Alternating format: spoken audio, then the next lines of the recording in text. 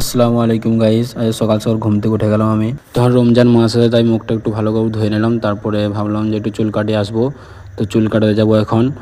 তারপরে আমি 3 কোটি টাকার কেটিএম ডেকে নিয়ে এখন বেরিয়ে পড়বো চুল কাটার উদ্দেশ্যে। তো এখন চুল কাটার উদ্দেশ্যে বেরিয়ে পড়লাম হালকা করে প্যাডেল করতে করতে। তো কিছুক্ষণ প্যাডেল করার পরই সেলুনের কাছে চলে এলাম। তো তারপর সেলুনে এখন আমি ঢুকে পড়লাম।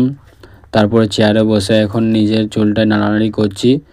তারপরে কিছু ভালো লাগছিল না, তাই এখন চুল কাটা দেখছি। তারপর চুল কাটছে এখন। তো এরপর আমার চুল কাটবে, আমারও চুল কাটা শেষ। এরপর আমি বাড়ি যাচ্ছি। কিছুক্ষণ প্যাডেল মারতে মারতে চলে এলাম এখন বাড়ি।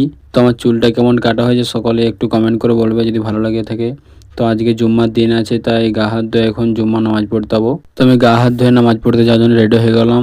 তোমাকে জুব্বা পরে আজকে কেমন লাগছে একটু কমেন্ট করে সবাই বলবে। 3 কোটি টাকা দামে কেটিএমটা নিয়ে বেরিয়ে পড়লাম নামাজ পড়ার জন্য। তো আমি এখন নামাজ পড়তে যাচ্ছি। তো জুম্মার নামাজ পড়ে চলে আসলাম। তো এখন বিকালবেলা হয়ে গেছে। তো গাইস, তোমরা সবাই রোজা রেখেছো তো কমেন্ট করে বলবে।